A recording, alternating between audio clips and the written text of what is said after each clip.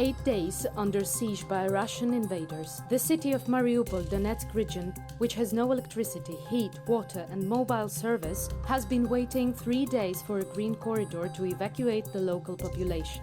Arrangements between the Ukrainian authorities and invaders' troops are not working.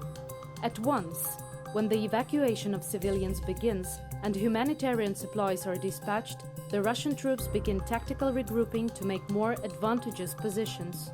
The situation in Mariupol was reported by the mayor, Vadim Boychenko. We gather people at locations where we are ready to evacuate. We are ready to drive vehicles to specific points, and at that moment, the shelling begins.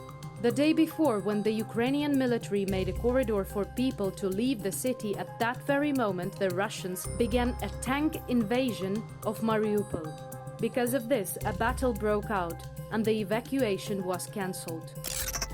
More than 2,000 civilians were rescued from one of the most dangerous areas near Kyiv. The bombed-out town, Irpin, is now surrounded by invading troops. After the railroad track was blown up, the only way to evacuate was to cross the river on foot because the bridge was destroyed. The Ukrainian military and police, together with representatives of local authorities, helped with the evacuation. Escaping from the dangerous city of Irpin, locals abandoned dozens of their cars on the bridge because there is no road. Влево понад зданием.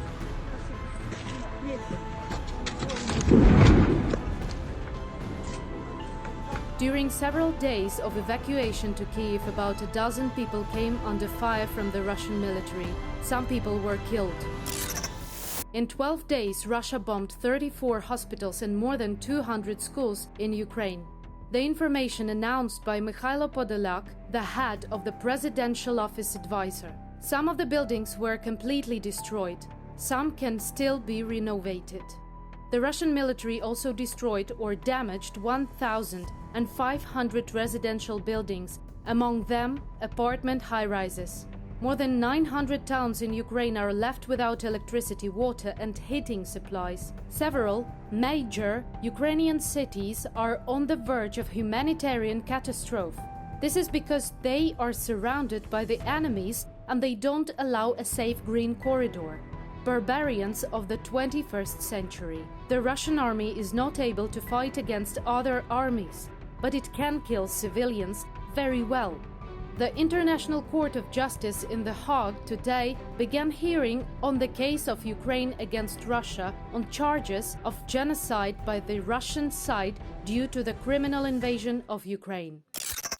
Europe is on the brim of a new nuclear catastrophe. This is Enerhodar city in Ukraine. The largest in Europe nuclear power plant is located here.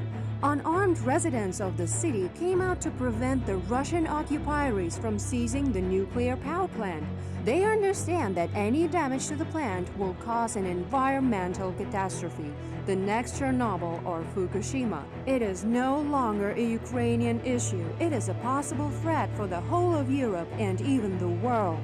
For the first time in war history, the Russian army has deliberately attacked a nuclear power plant.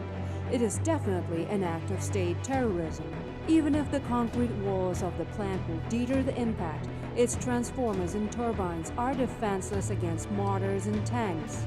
If they are damaged, there will be a leak of a radiation cloud, and only the wind knows where this cloud goes.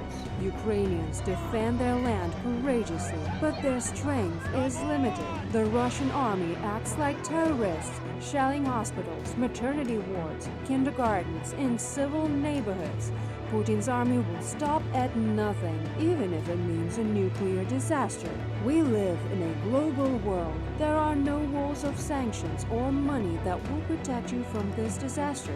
The larger ecosystem of the region covers not only the Black Sea and multiple rivers that run through Ukraine, but also dozens of European countries that are less than 1,000 kilometers away. The outcomes of the possible tragedy will be catastrophic. They will last for decades and cost trillions of euros to overcome. While every Ukrainian is defending Europe with their bare hands from Putin's evil intentions, what does the world do? Europe and Ukraine's allies must act as decisively as the Ukrainian people. Protecting and closing the Ukrainian sky is the #1 task to avoid this catastrophe, because radiation has no nationality and stops at no borders.